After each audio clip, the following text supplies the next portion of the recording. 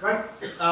Great to be with you. Hope someone can just start waving at me when it's about 1:30. I'll aim to end at about 1:35, so I've got plenty of time for questions. I'm the old guy in the room. Drove over from the other place this morning. Love Ashmolean, where I spent a happy time this morning. And yeah, we're going to look at the evidence for the resurrection, or a little bit of it. But I thought I'd start with a quote from this guy. The Limbic instinct for vengeance is incredibly strong, which is why turn the other cheek is such a powerful idea. I don't know whether Musk knew the source of this particular idea, but the phrase turn the other cheek is first turned up on Jesus' lips, attributed to Jesus in Matthew's Gospel, part of the New Testament. Or this guy, do unto others as you would have them do to you, treat people the way you want to be treated, and if you're not doing that, and if society is not respecting that basic principle, you're going backwards instead of forwards. And what I want to show you, just those two opening quotations, is a couple of different things that Jesus said, which have really got super meme status in terms of that they've just spread, and they're both actually from the same speech attributed to Jesus in Matthew's Gospel. And Jesus actually holds world records, although they're not official, for meme creation, but they're not just like any old memes, they're actually ones that are incredibly helpful for how we live our lives. Now, why would I begin a talk on the resurrection with that? Part of it is just to show, and I'll sort of come back to this point towards the end, Jesus is not just some random person. So when Christians are claiming that Jesus rose from the dead, we're not just claiming that about some random person from some random place. We're actually showing that about someone rather particular. I don't know this script at the top, I thought it was quite fun. This quotation you had from Obama, do unto others what you have to do to you, which of course he got from Jesus, is called the Golden Rule. The first person to have the positive form of the Golden Rule attributed to them is Jesus. So there is something a little bit earlier, 500 years earlier, in Confucius, but it doesn't seem to be quite the same. The negative Golden Rule turns up maybe 50 years before Jesus. The first one who has the positive Golden Rule attributed to him, both in Matthew's Gospel and Luke's Gospel, is Jesus. Now, let's imagine that Jesus didn't actually say that. Well, if he didn't say that, the only possibility you can conclude is that Jesus had amazingly insightful disciples who were happy to give away their IP, their intellectual property, to him and credit him. And you have to have that happening an awful lot early on to get the sort of things that Jesus comes up with. In the same speech, other meanings like judge not that you be not judged, the Lord's Prayer, and such things. Now, Oxford classical texts. We can start with this guy, Tacitus, Roman historian, and just to show that this is the real, edition, Oxford classical text. A little bit of stuff historically about Jesus, or the name Christ. Tacitus writes about the Great Fire in Rome in the year 64, and how there were lots of Christians being blamed for starting the fire by the mad Emperor Nero, and this is where he begins his story. Christus, the founder of the name, had undergone the death penalty by the reign of Tiberius, who's emperor from the year 14 through to 37, by the sentence of Procurator Pontius Pilate, who was in charge of Judea from the year 26 through to the year 36. So we got a rough idea of when this has to happen. And the pernicious superstition was checked for a moment. Seems going badly. Only to break out once more, not really in Judea, the home of the disease, but in the capital, Rome itself, where all things horrible or shameful in the world cannot become fashionable. So, could have written for Guardian, but anyway, had a good way with words, but he also confirms where this disease of Christianity began. Now, he doesn't say the resurrection happened, he just tells you something about Christ and where it all began. The main sources we're going to have about Jesus being risen from the dead are written by Christians. Okay, so you're going to say, well, they're biased. Okay, but then the thing about bias is you've got to look at it in different ways. Most things that are written about golf are written by golf enthusiasts. Or if you're doing a doctorate and you have to defend it in your viva, it's no use your examiners saying, well, you're biased because you want your thesis to be true, so we're not going to listen to anything you say. If someone accuses you of something, you have a strong desire to show your innocence. So, of course, the early Christians really strongly believe in Christianity. They believe Jesus is risen from the dead. The question is, why do they believe it? Are they in it for the money? They can't be in it for the money. That won't work. And there are a lot of motives that won't work. The New Testament is 27 books, maybe 20 hours long if you read it out loud. Not every one of those mentions the resurrection, but they all presuppose that Jesus is alive, and I think you can date them all to the first century, and some of them have narratives of Jesus being risen from the dead. In particular, the four Gospels, about 9 hours worth of text. Matthew, Mark, Luke and John. Now let's think about the most famous dude alive at the time of Jesus, namely the Roman Emperor Tiberius. We have basically 4 narratives of him. There are lots of other things that he has, like coins, so lots of evidence, inscriptions showing I did this, I did that. But in terms of actual biographies, basically about 4, and that's the same as with Jesus. So already the fact that Jesus even has 4 biographies of him is quite remarkable.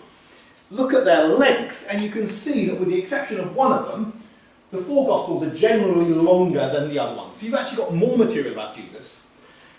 More words, I'm fudging a little bit because some of these are in Greek, some of them are in Latin, but roughly the numbers of words are going to work out. There's more you've got in Tacitus, but then Tacitus is writing the annals, which are like what happened at this time. It's not just pure biography of Tiberius. So already I think it's striking we've got more material about Jesus. As I say, there are other things you have with Tiberius that you don't have about Jesus, like coins and inscriptions. When are our earliest copies for? Well, you guys live in a great place. I've got to say, come from Cambridge, you guys should beat us on New Testament manuscripts. We're like, way down, Ashmolean and so on. You have probably, in Oxford, a bit of John from the 2nd century, a bit of Matthew from the 2nd century. It's hard to be really sure, because lots depends on letter shapes, but we're talking about a general consensus. Whereas with the other ones, we're talking about things that are a lot later. Now, there's a sort of relationship between Oxford and London, let me explain. The earliest New Testament manuscript complete we've got is in London. Codex Sinaiticus goes to the British Library this way, King's Cross, okay? And so you can go in there and you can look at the whole thing. What you've got in Oxford is you've got these fragments, but they're a bit like auditing. So you don't, when you want to check out, as a company embezzling their funds, you don't have to check every single receipt, you just have to go in and check some of them. And so those bits that you've got, which come from Oxyrhynchus in southern Egypt, are showing up, and they're basically agreeing with the sort of stuff you've got in the later manuscripts. If you want to ask more questions about that, then you can. I'm the associate editor of Cambridge University Press's Greek New Testament, so we can go into that. I'd love to, in fact. There about that. When are these things written? Now, what I've given you here in italics is not the dates I think that the 4 Gospels come from, but the dates given, well, there's some variation in his writing, by the world's really leading and most prominent Bible skeptic, Bart Ehrman. So you can find him online. Let's use his dates, okay? Again, with one exception, the gap you've got between Jesus, who has to die somewhere between 26 and 36, and these writings is less than you're going to have for Tacitus, Suetonius, Cassius Dio, going to Tiberius, who dies in the year 37. One exception, Velleius Paterculus, but he's actually thought to be the least reliable, because he's in the emperor's pay, and the only says nice things about him, and probably he, said something the emperor didn't like, and so that's why he dies in the year 31 or so. And he completely contradicts the other 3. The other 3 tell you, Tiberius was someone who killed off lots of his enemies and also killed off lots of his friends, and wasn't necessarily a guy you really want to hang around with. Just hope he, stays on his island and leaves you alone. So this is all just to say there's quite a lot of stuff about Jesus in terms of conversations that he had, things he taught. This is all remarkable because we're talking about someone who is said to have come from somewhere relatively rural, a village in northern Galilee, outpost in the Eastern Roman Empire. Why do we even hear of him at all? And these are the texts that tell us about Jesus being risen from the dead. And one of the things you get is just lots and lots of variety in the way that they describe him. Not just the 4 Gospels, there's also one of the letters I'll show you in a moment. They tell you that Jesus appeared to people morning, evening, indoors, outdoors, up a mountain, by a lake, by prior appointment, without prior appointment, to men, groups of women. He appears to individuals, standing, sitting, walking. We're not talking about oh, there he is in the distance, and maybe I caught some sort of flicker in the sun or something like that. We're talking about actual back and forth dialogue that is described as going on with Jesus. And this makes a whole load of people from a whole load of different perspectives conclude that at least really, really early on, people believed that Jesus was risen from the dead. So, whether you believe he is actually risen from the dead, at least there were lots of sincere believers that he's risen from the dead, including people who said, I've actually seen him risen from the dead. This is a letter that, again, you can read your Oxford handbooks to see, when it's dated from, but usually going to be dated around the year 54, 55. So not long, a couple of decades, maybe a bit more, after the events, talking of Jesus being risen from the dead. And this is where Paul writes to folk in Corinth, Greece, says, I would remind you, brothers and sisters, of the gospel I preached to you, which you received, in which you stand, and by which you are being saved, if you hold fast to the word that I preached to you, unless you believe in vain. Okay, just that sort of preamble say, you've held on to this for a while. I delivered to you, as of first importance, what I also received, that Christ died for our sins in accordance with the Scriptures, that he was buried and he was raised the third day in accordance with the Scriptures, and that he appeared to Cephas, then to 12, then he appeared to more than 500 brothers at one time, most of whom are still alive, though some have fallen asleep. Then he appeared to James, then to all of the apostles. So he's saying the majority of 500 are still alive who actually saw Jesus risen from the dead. And that's quite a striking claim to be making. Embarrassing thing if you're bluffing. But what we find with Jesus, it's not just that we have lots of people saying, I've seen him risen from the dead. We also have this disappearance of the body. You have an empty tomb. And these two things come together to make something more than they would individually. I mean, if it's people believing they've seen things, well, you can get hallucinations. Mass hallucinations, however, I mean, like, hope you're not all doing hallucinogenic drugs, or none of you are, but even if you are, you're sitting around, you don't all have the same hallucination, do you? Actually, you shouldn't know the answer. So the idea that lots of people see this thing just doesn't all imagine the same thing, doesn't quite work, particularly if you're in a philosophical context where people don't really like the idea of coming back physically from the dead, because if you're a Jew, you believe generally that people might be resurrected at the end of time, but one person is not going to do that out of sequence to the rest. And if you're somewhere, in your later Platonism, then you think, well, what we're going to do is we're going to escape from this nasty physical stuff into the wonderful realm of ideas and not, come back gross physically. So that's where actually the idea that Jesus rose from the dead is a difficult idea to come up with.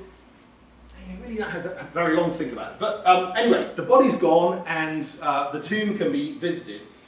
Just having grave robbers won't really do it. Why just take away a body? What's it for? Doesn't have any commercial value. Then you can have, okay, let's have some Christians in on it. Nice, deceitful, stealing a body. What for? Why get in trouble with the Romans? What are you going to get out of it? You're not going to get any finance out of it. But also, the best thing if you're going to try and show that your leader is resurrected from the dead or is alive is just not to let him get killed in the first place.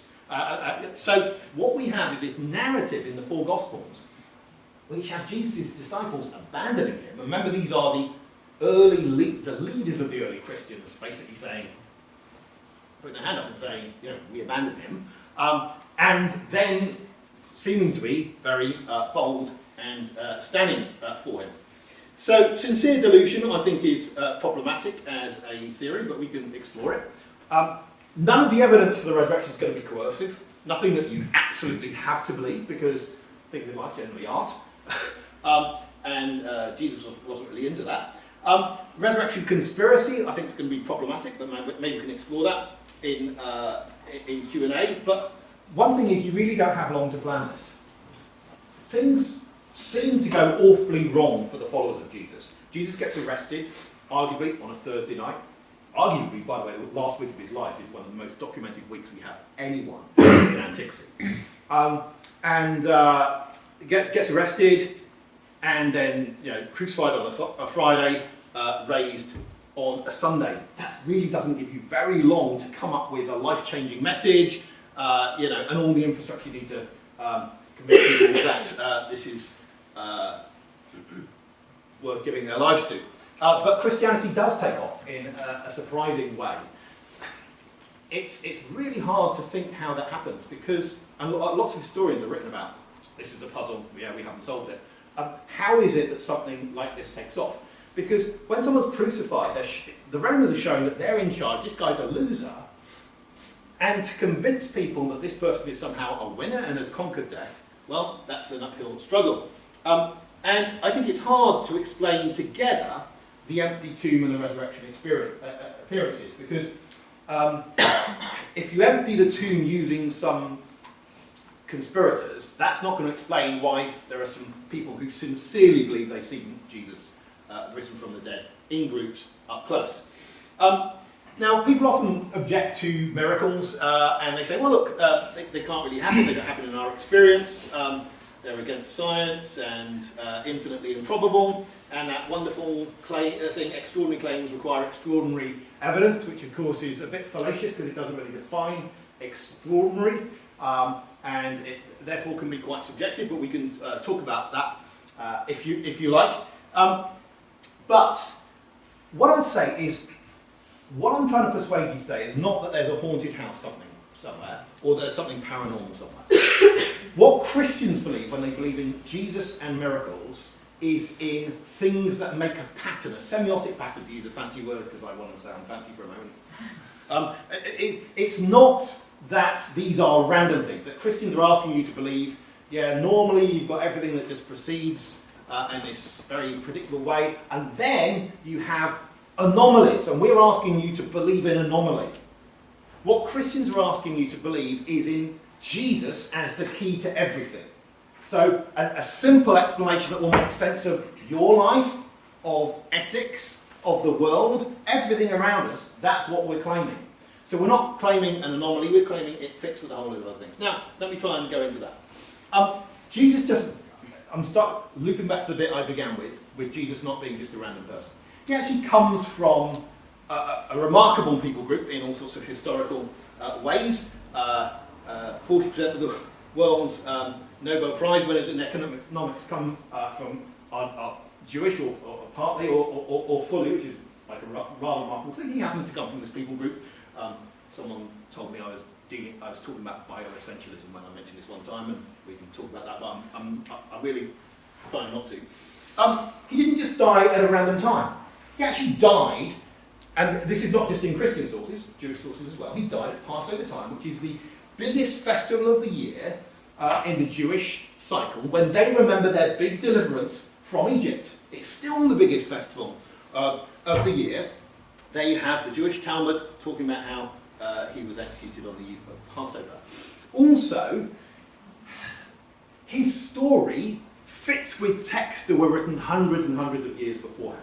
So you can take a book like Isaiah, we'll have a chapter like Isaiah chapter 53, read it through afterwards, where it will have talk of this figure who is described as godlike and saving his people from their sins, and then it will use multiple words for dying, cut off from the land of the living, death, grave, these sorts of things, and then we'll talk about this individual continuing to exist. I think it also happens to someone arguably was already believed to be the Messiah before he got on the cross. What I mean is, he chose 12 disciples, it seems, and that, Encyclopedia Britannica would claim that was true, which isn't just a random number, it's a number that correlates to the 12 tribes of Israel. And lots of people seem to be asking the question, is he the Christ? Some people believe he is the Christ. That means the promised special deliverer of this special people group. So there are all of these things that mount up about him. Now, sometimes with humans, we get people who can achieve quite a lot. Sebastian Coe, probably too old for you to remember, was a great Olympic runner back when I was young, and then he became, on the back of that, a politician. Sometimes that will happen. Arnold Schwarzenegger, actor, then politician. You get fame in one area, then you're able to transfer it to success in another area. What we've got with Jesus is a whole load of things that just come together. I've just written a book out in October on the genius of his storytelling. Something like the story of the prodigal son, 2.5 minutes long, just total genius. I don't know about a story in terms of the amount of literary illusion it's got in there and the concise use of words. But that's not the only story that's really taken off of his. You've got that plus the ethical teaching plus a whole load of other things. So already he's believed to have performed miracles, lots of miracles recorded to him. He's got a plausible royal line. So again, I can go into that he isn't just from a random family like me. He's from the royal line. He plausibly is born in Bethlehem, which is where there is a prediction that a great ruler of the Jews should come from. And his own story makes a story with something outside of it. Now let me try and explain this. I mean, don't need to think about Milton too much, but he got this nice couple of pairs of poems, didn't he? Paradise Lost and Paradise Regained. If you go to a synagogue, you have the Jewish holy books, right? Which make up the Christian Old Testament. And they begin with this story, a bit mysterious, talk about it later, with these humans at a tree taking fruits and sort of death coming into the world. It's like a story beginning. It's a crisis that needs some sort of resolution, okay?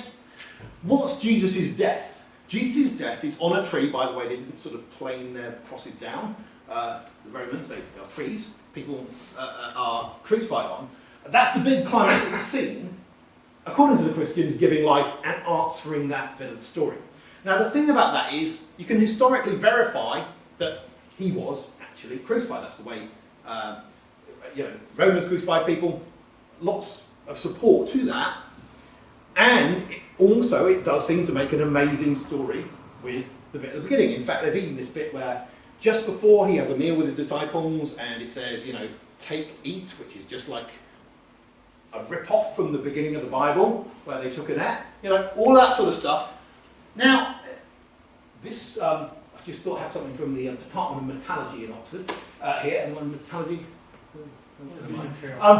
in the journal Nature, on the date of the crucifixion, and they go for the year April the 3rd, AD 33, I'm going to go for April the 7th, AD 30, it all depends on when you get a Friday, in Passover, when Pontius Pilate's in charge, okay?